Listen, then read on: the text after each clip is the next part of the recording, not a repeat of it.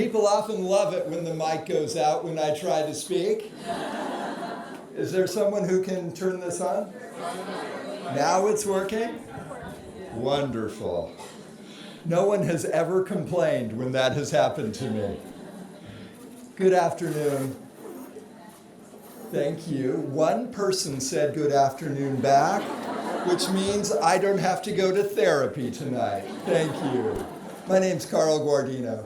For the past 23 years, it's been my privilege and honor to serve as CEO of the Silicon Valley Leadership Group, created 43 years ago by David Packard of Hewlett-Packard, as a way to bring together CEOs and others concerned about our community and how we can improve it together.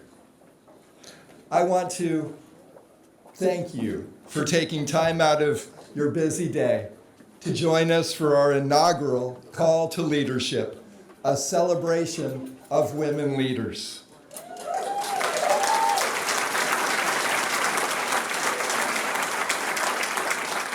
This marks the launch of what will be 12 months of activities and events, large and small, to bring together multi-generations of women and girls and the men who support those women and girls to advance our society, our community, and our economy.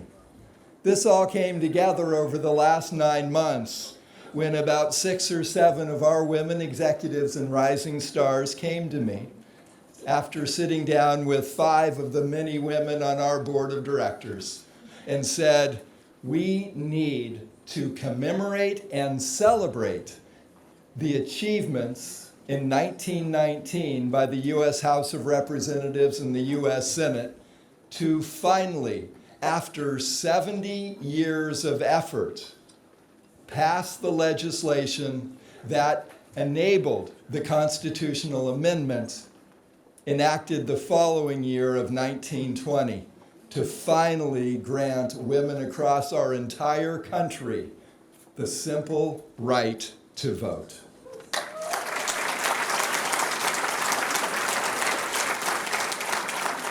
Our registrants today include people from as young as 5 to as seasoned as 85. And that last person is my mom, Barbara Guardino.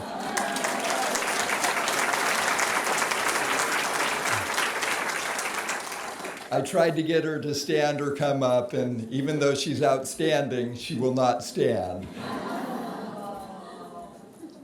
There you go. Mom, thanks for coming.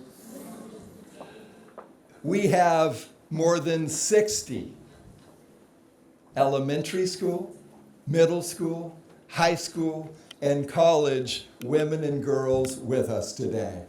And all I can say to you is, you're supposed to be in class. But thank you for adding so much class to our audience today to be here, because our vision is to never forget how far we've come, but to never forget how much further we need to go.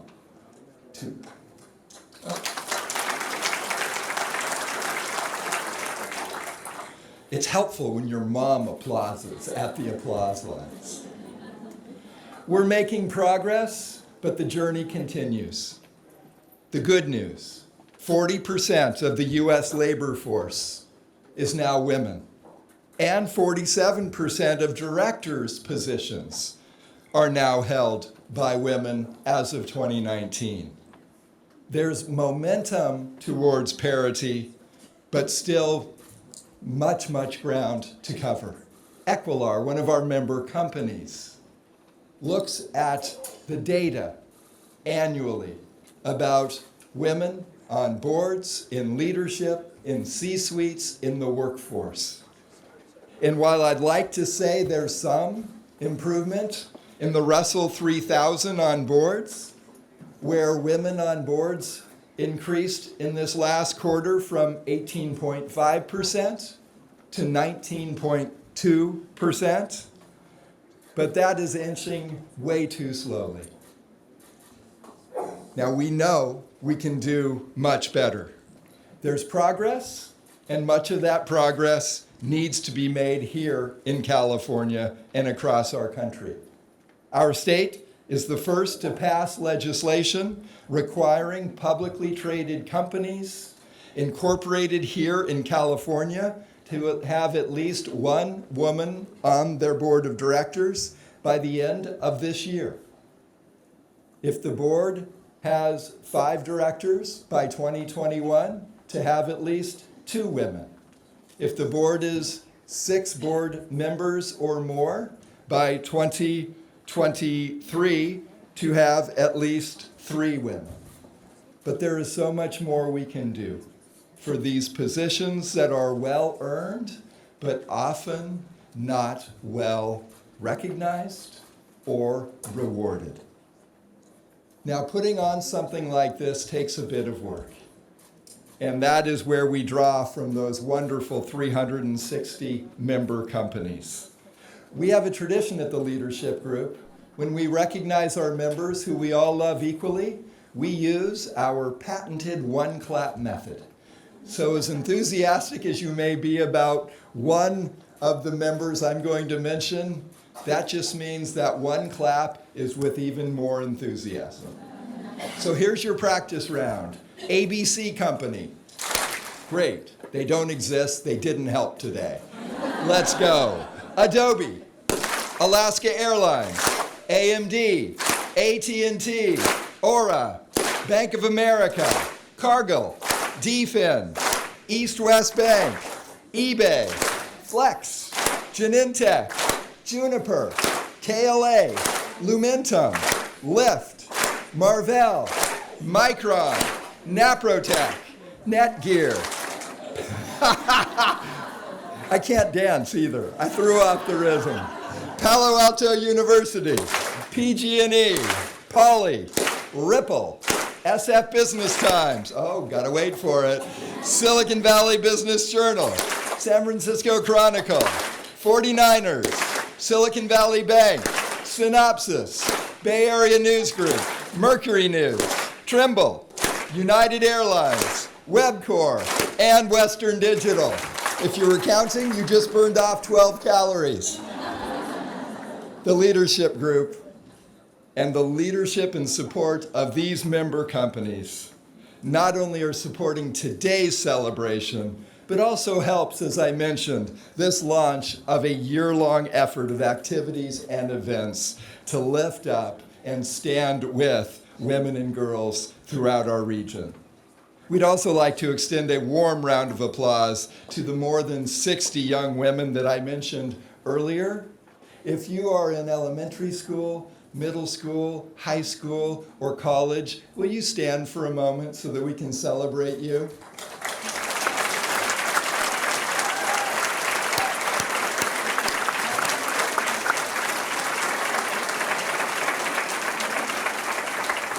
It is my pleasure to welcome to the stage Raquel Gonzalez. Raquel is the Silicon Valley Market President of Bank of America, a member of our board, executive board, and the treasurer of our board.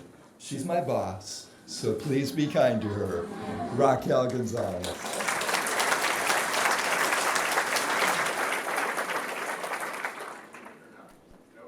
Thank you, Carl. It is such an honor to be part of this fantastic event this afternoon. And this is just one of the examples of the programs that we're undertaking at the leadership group to empower women and girls, including our 2020 call to Leadership Women Executive Roundtables, to continue today's conversations throughout a year-long series. We are also very proud to host our event here at the NASA Ames Research Center. Truly an innovative place and a team of people who are working toward a bold historical endeavor. I am very honored to now introduce Jim Bridenstine. He is the administrator of the National Aeronautics and Space Administration. He was sworn in as NASA's 13th administrator in 2018. And prior to his tenure at NASA, he was elected to represent Oklahoma's 1st congressional district in the House of Representatives. Jim's federal service began in the Navy, where he was flying combat missions in Iraq and Afghanistan. Thank you, Jim, for your support and for hosting us today. Thank you again. We really, really appreciate it. And on that note, please help me welcome Jim Bridenstine to the stage. Thank you, Raquel. Did I get that right, Raquel? All right, fantastic. It's an honor to be here, and Carl, thank you for your great words as well. The Silicon Valley Leadership Group is obviously a very esteemed organization, and putting this together and hosting it here at Ames. We're thrilled to host it here at NASA Ames. And I know the Ames team did a lot of hard work as well. Thank you to everybody who put this together. Big round of applause. So, 50 years of Apollo. Here's what we know about Apollo. 50 years of Apollo. In those days, all of our astronauts were selected from fighter pilot backgrounds and test pilot backgrounds. And in those days, there were 0 opportunities for women. But today at NASA, we have a very diverse, highly qualified astronaut corps that includes women. And now we have an agenda to go to the moon. And when we go to the moon this time, the Ames Research Center is going to be very involved.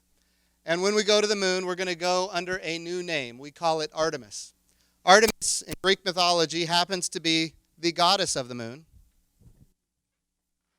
I'm going to try this. How's this? Artemis in Greek mythology happens to be the goddess of the moon. She is also the twin sister of Apollo. So now when we go to the moon, we go under the name Artemis, the twin sister of Apollo, and we go with a very diverse, highly qualified astronaut corps that includes women. That's a very positive development.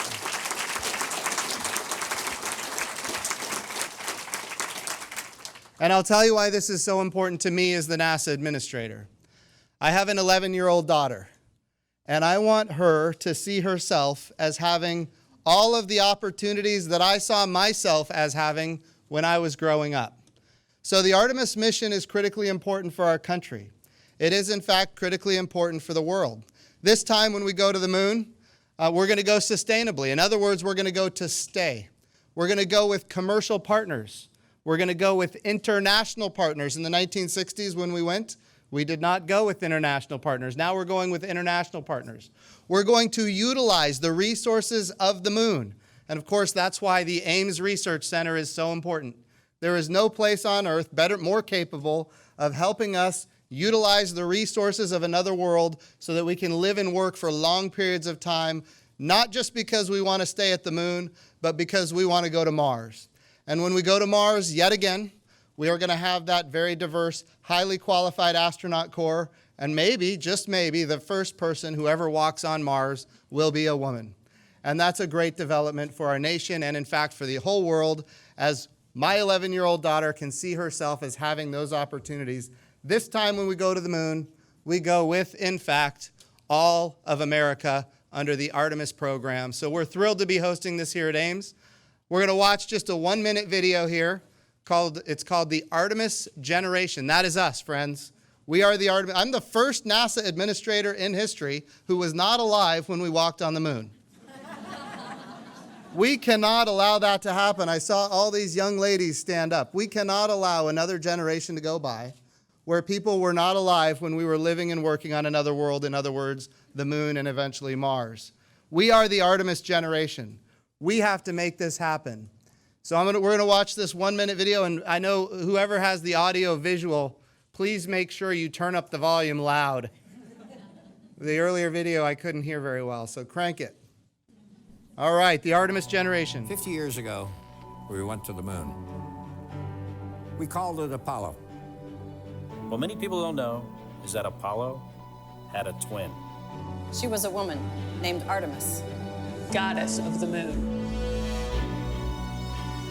We are returning to the moon. as a new generation of explorers. This time to stay. And to prepare to achieve humanity's next giant leap of sending the first human missions to Mars. We believe our course will redefine what is possible. that we would discover life-saving, Earth-changing science. and that the challenges ahead will inspire generations. This is our manifest. For all who wondered if we could return. For all who dreamed of pressing beyond. This is your calling. We go for all of America. We go. We go as the Artemis generation. We go.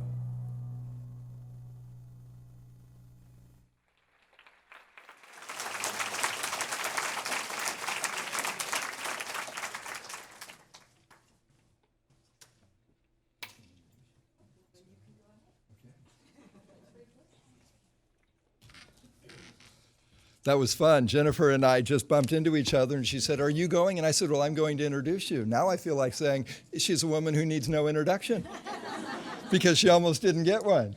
What a pleasure it is to have the head of business development, technology, and healthcare at Silicon Valley Bank. Will you join me in welcoming Jennifer Friel Goldstein?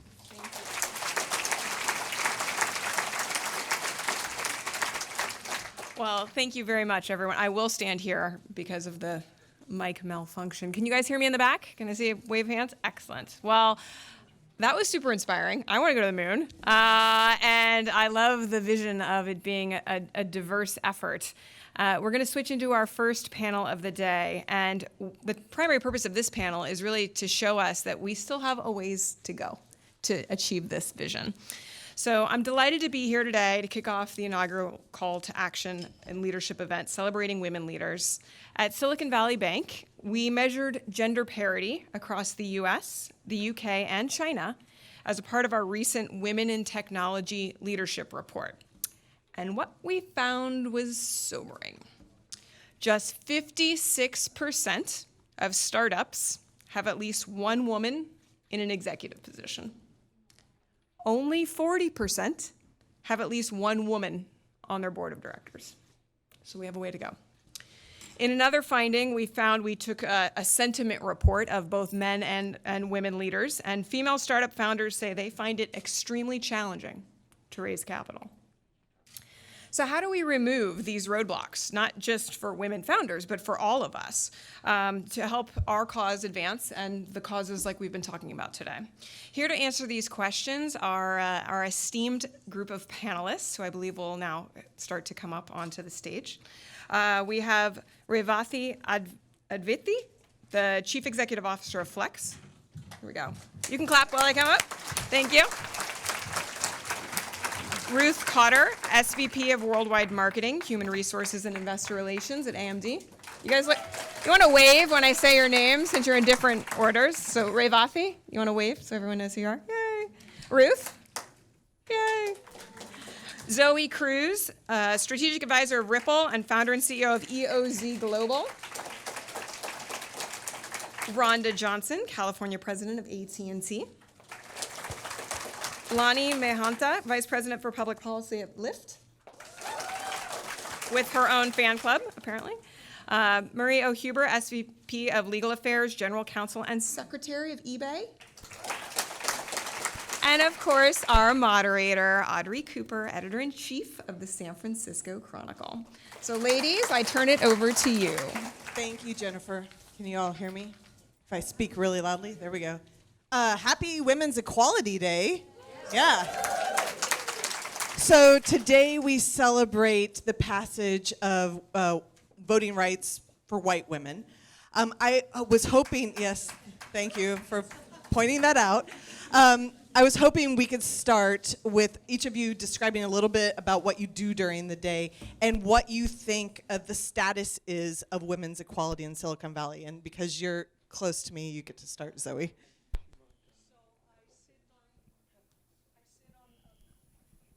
Can you hear me? I don't know that this is working, but anyway, I sit on boards of public companies, and currently for Ripple, I'm a strategic advisor to the executive team. What are we equal on those boards? Once you make it to the board, yes, we are equal, but I think that I commend California for doing what they're doing. because it's a very controversial point of view, but I do feel numbers matter, and you force change through sheer numbers. So I have been the only woman in a room. That's not as powerful as having 2 or 3 or a third of women in powerful positions. So not yet, but we're going to get there, hopefully. Marie. Hi, my name is Marie O. Huber. I am the General Counsel of eBay, so that's Legal and Government Relations and Public Policy. I also sit on one public company board, one private company board. And I would say we still have quite a ways to go in terms of gender equity in the Valley. On the one hand, if you look at 18, there's been a lot of progress in terms of like the midterm elections, California law, institutional shareholders. On the other hand, if you look at the stats, so for Silicon Valley companies, even though it may be 50% women, if you look at the leadership, it's really only about 11% or so, and directors around 15 to 20%, and women in tech around 25%. So I think there's still a lot of work to do. Rhonda? Hi, my name is Rhonda Johnson. I'm president of AT&T California. So my job is state and local government issues around philanthropy, public policy. I would say, and AT&T is a name, everybody knows the name of that company. We've been around for over 140 years, but we are constantly reinventing ourselves. And I am so proud to be part of a company that has been sort of a new startup. We're always doing something new. We have things that we're inventing, whether it's 5G and issues around Internet of Things. And I am proud to say that for our company statewide, we are about 30 to 40% women in high-level positions. We have on our whole board, which of course is a global company, about 34% of women on our board. We are now a media company. We own Warner Media.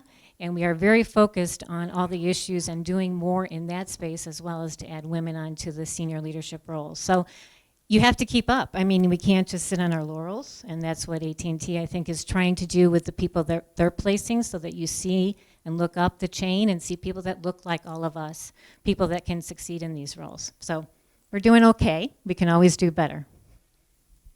My name is Ruth. I work at AMD. It's a semiconductor company, so we're hot in the melting pot of technology talent globally, which is very exciting. I have a great job. I have a super exciting job. I love my job. I get to work with people inside and outside of the company at the same time, so it's a super interesting perspective, and getting to influence key stakeholders' lives and solving some of the world's toughest problems we feel excited about. I'm actually very optimistic. I have the privilege of working for a female CEO. She was the 24th addition to technology companies in terms of being led by a female CEO. She's an absolute incredible role model. And we are very, very large advocates of, in particular, women in technology. It's important to our company. And we're very optimistic. We've come a long way. We have a long way to go. But we're very, very happy to be there holding hands of the communities in which we operate to make sure that we have the appropriate representation across not only our company, but the industry at large. Hi, everybody. My name's Lonnie.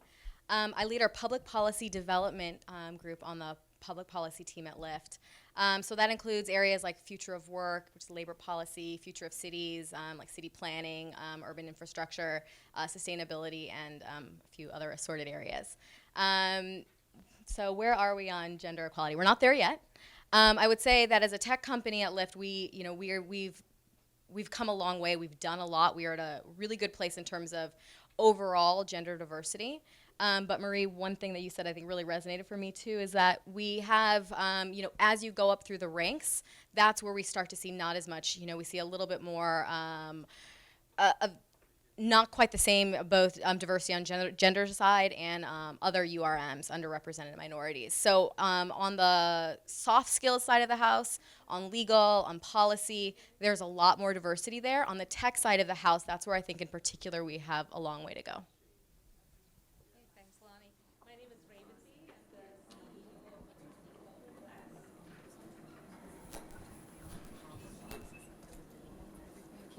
Hi, my name is Revathi Advaiti. I'm the CEO of a company called Flex. We're a contract manufacturing company. that makes everything from consumer products to technology products to automotive to medical, a $26 billion company that's publicly traded. And I also sit on the board of a company called British Aerospace Systems, which is a UK-based defense and space company. So it's nice to be in NASA, in the middle of aerospace and defense products. I'd say in terms of what has been done on gender, I'd say from my vantage point of view, yeah, we've made progress, but long ways to go. I think the statistic on the C-suite of women in Fortune 500 companies is very clear, and you can see, the introduction speaker talked about the same in startups. So I'd say, yeah, progress has been made, but absolutely a long ways to go. I still think we have just touched a journey, and it's going to take many decades of work before we get there, and be nice to accelerate it. Yeah, well, that's one thing I wanted to ask you about. I saw one study last week that said at this rate, it will take 100 years for women to meet the number of men in fields like computer science, because we're not going into those tech jobs. We all know that those are the future of our economy here more than anywhere. So how have you seen in your company, how have you seen that disparity play out, and does it matter? Yeah, no, it absolutely matters, because you do see women more, ending up in areas like human resources, finance, in all the functional areas. And typically, by the time you end up in general management roles, it's nice to have some STEM backgrounds, at least for companies like ours, which is a heavy manufacturing type of organization. So I would say, yeah, it absolutely matters. And you see that so many young girls today opt out of STEM programs in middle school and high school. And I coach and mentor a lot of kids in high school. And they opt out even before they try it, because they think it's too difficult. And I'm always providing the feedback that at least go try it. It doesn't hurt to start the first year of college and take a few science and math classes. And you don't have to be brilliant. You don't have to be designing products every day.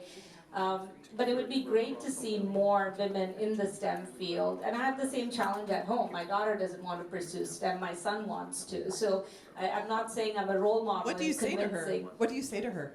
I'm trying. She's a 14-year-old, so That's a different panel. I will take advice for what it takes to convince a 14-year-old who wants to be a photographer, which is also a great thing. But opting out of STEM really early on, I think, is a big issue that we have. So if you look at women engineers today graduating from college, while the percent has increased, by the time they come into the workforce, they opt out of the heavy engineering type of roles, which is one of the challenges that I think a lot of tech companies have, like ours. And I don't think there's a good solution other than providing enough alternatives that lots of companies like ours do, and help coach them and mentor and sponsor them through their career path the best we can. And we see the pipeline in China and India a lot stronger than here in the US. So we're spending time as a company looking at how that pipeline is being fostered and fed, so we don't end up pilfering each other's talent, which is a little bit of what's going on in the Valley, right, as you think about technology in particular. And we don't have the answers yet, but by sort of focusing on some of the key areas where there's more progress being made, we're certainly hoping that there'll be some pipeline inflow that will benefit everybody. And to your point about middle schoolers, I think you really need to reach girls early, like middle school. And so that's why at eBay we have programs, or we partner with organizations like Girls Who Code or GLAM, the Girls Leadership Academy, Makeup, and bring them in and make it be fun and build a sense of community and support is so critical. So I'll go out on a limb and say it won't take 100 years. I think there will be a tipping point. When I look at my experience at Morgan Stanley when we were hiring, there is no silver bullet. The pipeline is important, but we used to hire from Harvard and Princeton and Yale the best of the best, where 1/3 to 40% of the incoming classes were female. And when you looked at for decades at the top of Morgan Stanley, 8 to 10% became managing directors. So the pipeline is important, but what happens as you're rising through the ranks is also important. And so I think the fact that everyone who is powerful is focusing on this issue, for not just altruistic things, it makes a lot of sense for our society to get it right. I think there will be a tipping point, and it will be much before 100 years. I really like what you said about supporting them as they're coming up, because I think back on my own career coming up through the ranks, and there were some really messed up things that happened that I didn't even realize were messed up until they stopped. And so, Rhonda, I wanted to ask you, has that happened to you? Because I see a lot of people who are maybe mid-career in the audience. Did that happen to you? Did you speak up about it? Like, how do you deal with that when you're climbing the ladder and you want to be up here on the stage someday? You know, I started my career about 30 years ago at AT&T in a regulatory type role, which was traditionally all men. And so you get invited to a meeting, but sometimes you didn't have a chair at the table, or you were the note taker. So I think over time you start to just take a seat at the table, and you start to say, well, maybe this time I'll take the notes, but next time maybe Larry can. And so, part of it is you talk to the people that are organizing the sessions. You also need to think about what you say to add value. Think about the points you want to make. Participate in the discussion. And I think oftentimes, and many of the men that helped me in my career were, very helpful in sort of attaching with me and bringing me to sessions. But it did take an extra voice and extra time to sort of put yourself out there. I'm very proud to say at AT&T, we have 2 women leaders in construction and engineering and in our field technician force. I mean, these are typically male roles, and it's 2 women that have been in the company about 20 years, so they've worked their way up. And that's like 90% of what we do is infrastructure, technology, the build. And these 2 women are setting examples for all of us and all the people that are in their organizations to say, I can follow, I can sit at the table, and I can speak. So I do think, you need to look at who's in the room with you and pick out those friendly faces, but don't just sit back. Take a seat. Lonnie, I see you nodding a lot. Does that question speak to you? There's a couple pieces that stand out to me. One, before I was at Lyft, I was at a law firm, and some typical behavior, you'd see from opposing counsel, sort of people speaking to you in a deposition, kind of a derogatory way. You expect some, and a little bit of antagonism between in that exchange. It's fine, but like, sweetie, hey there, honey, do you really know what you're doing? Those were things that were really common and not out of place. For me, what was so important, though, the law firm that I was at had over 50% of partnership were women. So after one of these, these events, kind of going back and being able to kind of talk it through, talk to the mentors that I had in my own life and in the firm to kind of figure out how to parse my way through it. So to me, that speaks to the importance of really having women in the leadership positions all the way through. You really need to be able to, it really helps to see what you can do when you can see somebody else doing it. Same with having, I've got 2 little kids. Being able to see women at Lyft in leadership positions that have children, have families, those are really important things and things that we try to focus on. Yeah, I have a 7-year-old son, and everybody will be amused to know that a couple of months ago he asked me if boys could be mayor or in politics, because all he knows is female leaders, and I was like so psyched about that. Yeah. And I said, if you work really hard, maybe. So speaking of kids, we were talking about this backstage, Zoe, and I'm always loath to bring up the how do you balance question, because I think it always gets directed at women. But I also think it's really important, because until men grow uteruses, we're still going to probably birth most of the children in this world. So, and I know this is an area you're really passionate about too. I am passionate about it. One of the best, I feel very blessed in life, but one of the best things I've done is actually have children. It's the gift that keeps on giving. And I feel actually it's upper middle class, well-educated discussion about whether you can balance career and family life. Blue-collar mothers don't look at it as binary as that. They don't say, I'm either going to be a good mother or I'm going to have a career. They need to put food on the table. And so my hero is my mother. She was a working mother. I felt complete unconditional love, and I feel that was my role model. So the advice I give to people is that, in fact, you will have a lot better fun at a career if you don't allow that to define you as a human being. That at the end of the day, we all have bad days and we have good days, but it's good when you go home something that recenters you, whether you're male or female, frankly. And I think society will change where fathers don't look at it that binary either. They have to either be 90-hour weeks or stay home with the kids.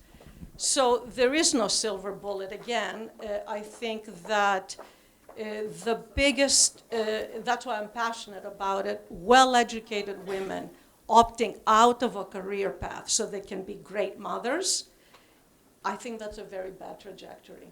For the kids themselves, because I mean, one of the anecdotes I have is, I was at Morgan Stanley at the time, big political wars, backstabbing everywhere. I came home one day and I said to my daughter, at that time she was either 12 or 14, it was she and I alone at home, and I said, you know what, I'm gonna quit. And I thought, because we're always very close, she's my best friend in life, I thought she'd be jubilation and with terror in her eyes. And she says, oh, Mom, don't quit. You're going to hang around the school and drive us crazy like all the other mothers. So to me, what made me sad, actually, that these women, my other women that opt out, and their daughters view them as hanging around the school, driving them crazy. So I think that's a false equivalency, either this or that. Speaking to your point about there's being a role for the women as we talk about this, but also for changing expectations from men as well. I had a moment which was very heartening. Both of our co-founders, Lyft's co-founders, John and Logan, both have little kids. John just took parental leave with the birth of his second daughter. But as we were planning and we're working, there's a lot of stuff going on all the times, and we have weekend things that we're doing. Planning our meetings around his daughter's nap schedule. It's little things like that, but it was like, he's an involved parent. He understands what needs to happen.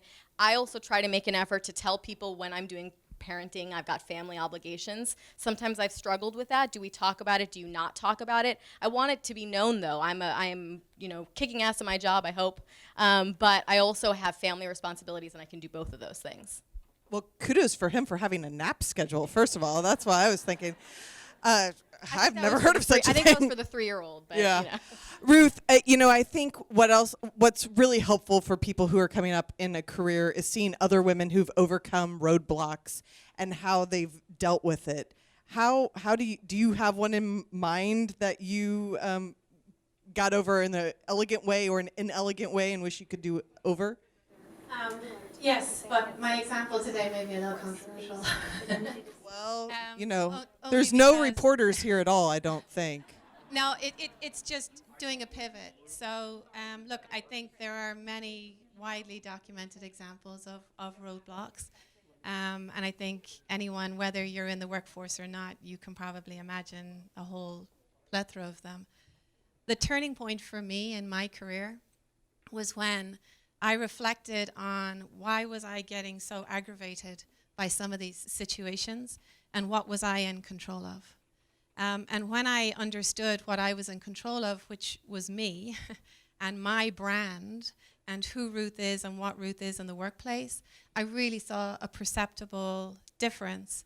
So for example, and many of them were not necessarily gender related, but one of the things was that, why is my voice not being heard in meetings? Why am I saying something and yet, somebody else is getting credit for what I did or the work that I do, which is often kind of a common kind of a thing.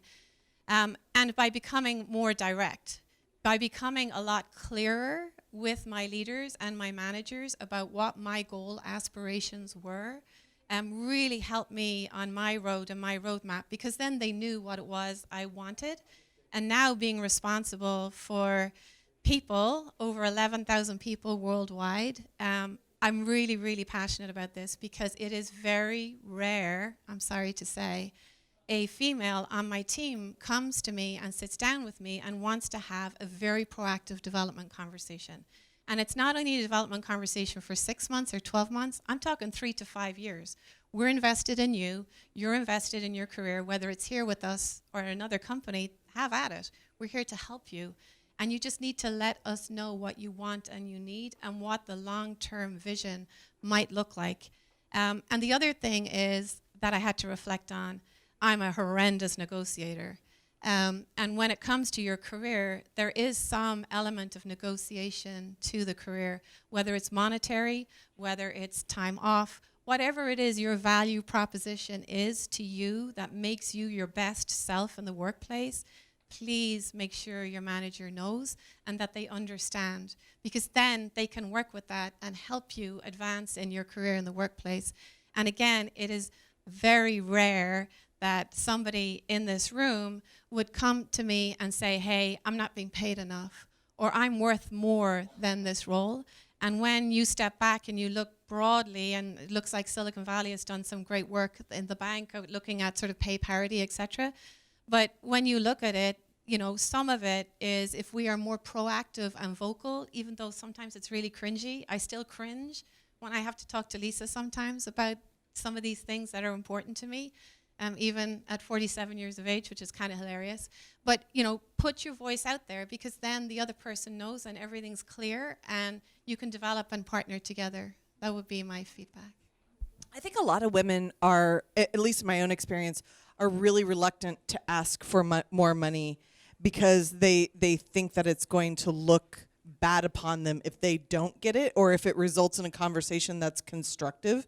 Does anybody else have advice on how, because it always comes down to the money question, right? So I have experience, because I did storm into my then boss's office. I was a trader. I was the most profitable trader on the desk, the only woman. And I was getting paid, you know, these things, the water cooler conversations, but I had no facts.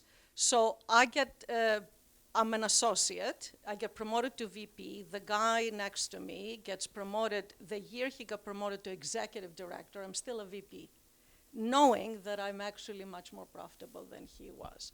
So I stormed into my boss's office. So lesson one, come up with the goods. In other words, you have to be performing, obviously. You can't just, because we're women, we're going to demand. But if you are clearly and demonstrably a star, your company, being a rational organization, wants to keep you, you do need to squeak, because the squeaky wheels do get greased. Walk into the office, and to my shock, and in those years, I think it's illegal to say that, my boss, this happened quite a few years ago, yeah, but your husband has a good job. Can you imagine? So my advice is, and so I called my husband and I said, that's it, I'm quitting. And the advice I get is, when you come into these forks in your career, seek advice. Don't make any life-altering decisions before you get advice. It's the best. At that time, he was working at Lehman Brothers. He says, you think it's better at Lehman Brothers? You can go home and stay home, or if you're going to have a career, make it clear this is not acceptable. Go to the bathroom, cry your eyes out, and then go back and do it again and again.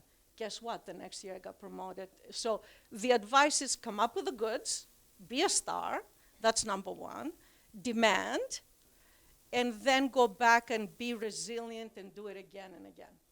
All right, we're out of time, and I'm going to get in trouble for this because I know everybody's hot in here. I can see you. But that was great advice. Advice is ask for advice. One word or one sentence of advice from everybody else, and then we'll be done. Marie, what's your sentence of advice? We have a lot of students here. Don't try to find the one right thing and think that you have to find the perfect thing. Take risks, don't be afraid to fail, and keep trying.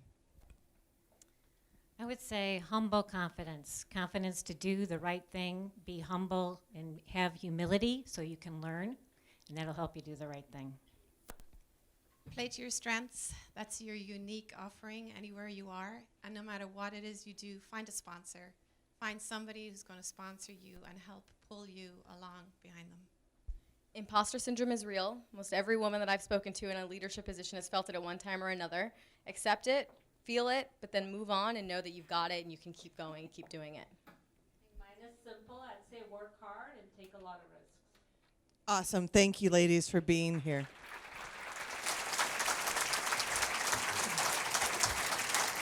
Hello. I don't know, can you hear me? Everybody can hear me? I'm Lisa Ferrigno. I'm Chief Audit Executive at NETGEAR. And I think in closing, we firstly want to thank Audrey for a great job moderating. And really, I wish everybody could see the crowd that I'm looking at. There's amazing, young, strong women right here on the front. And I think everybody is here for you. And what I heard the best of everybody, and so everybody did a nice closing comment, but really it's take those risks, take a seat at the table. We talked before this about mentorship versus sponsorship. Find sponsors, men and women, who can help build your career. And I feel a lot of hope after hearing everybody today. I know people said we have a ways to go, but I feel a lot better knowing that these young ladies here and the people in the audience are going to be your sponsors, okay? All right, thank you so much, and I want to introduce... I would like now to welcome Jesse Borges, Chief of Staff at the Silicon Valley Leadership Group, for another exciting panel, Leaders Across Generations. Thank you.